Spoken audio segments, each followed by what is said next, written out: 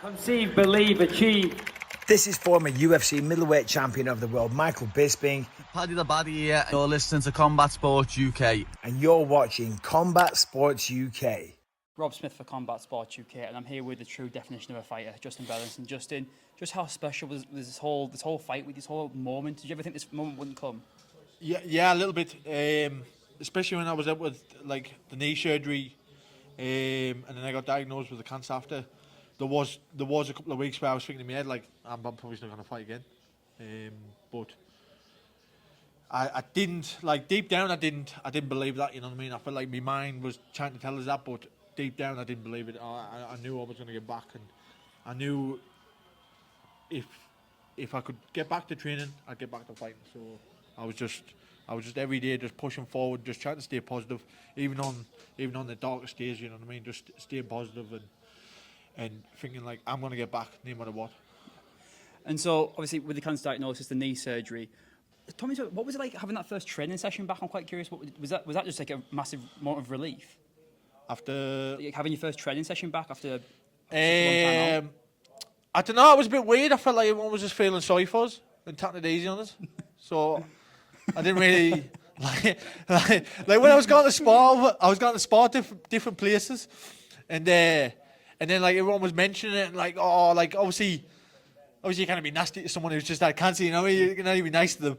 And I felt like everyone was being like dead nice to us, and then I was saying to people like, didn't we start it easy on us, just like, because what happened, like I'm alright now, I'm 100% and I'm training for a fight, so didn't be feeling sorry for us and taking it easy on us, you know what I mean? I always want the hardest rounds and the hardest fights. So.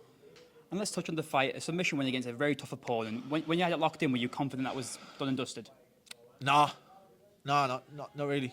I normally actually am like really confident when I slip a choke in. I was more confident when I first got his back and I started to wrap his neck. I was thinking, this is done.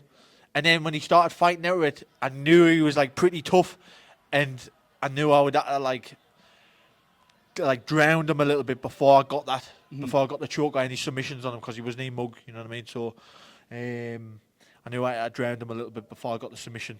So you kind of spoke about how you're a new dad. Yeah. How much has that experience benefited you? Because like, from what I've spoken to other fighters, being a parent changed their whole career trajectory. So how much has it benefited you being a parent?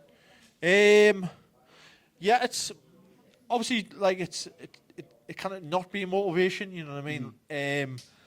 But it's like the motivation I started with, that's still there. That's still sort of like the motivation to get to the UFC and be in the Premier League and have the biggest fight and fight for belts and stuff like that.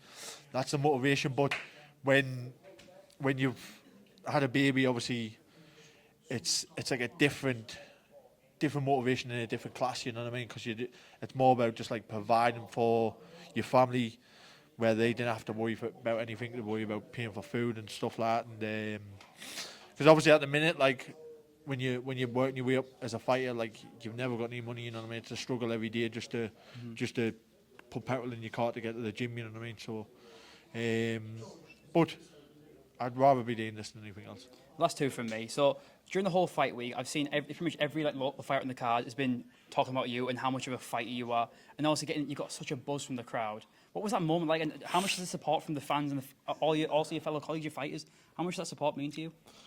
Yeah, it's been nice actually. Like, especially like walking around and seeing other fighters and stuff like that, and just getting that respect from them, and them seeing the things about me and stuff like that, and just like it's been good, you know what I mean? Like I mean I wouldn't care if I didn't have it, I'd still be the same person, but like it is nice to have that support from the fans and other fighters who know how hard it is anyways without other stuff going wrong in the sport. Yeah, it's hard anyways, but when something goes wrong, it does make it even worse. So it's good to have that support. The last one is, obviously we spoke about what's next for you. The last fight, your Cage Warriors contract. If you look at your career, you've only lost to the best. Obviously, there's a UFC card announced for March next year. What sort of things are you looking at for you're looking for a big 2025, and what sort of things can you expect? I'm looking to get on that card, to be fair. Like, yeah.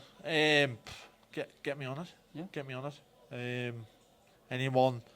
Any pull-outs at welter or middle, yeah, I'll take it. You know what I mean? Especially if it's short notice, if it's on the week, which most of the time that's when the English fighters get called up, when it's on the week of the fight and someone gets pulled out. So welter or middle, I'll be ready. Well, Justin, a well-earned win. I'll let you go. Let you go celebrate, mate. Congratulations. Yeah, thanks, mate.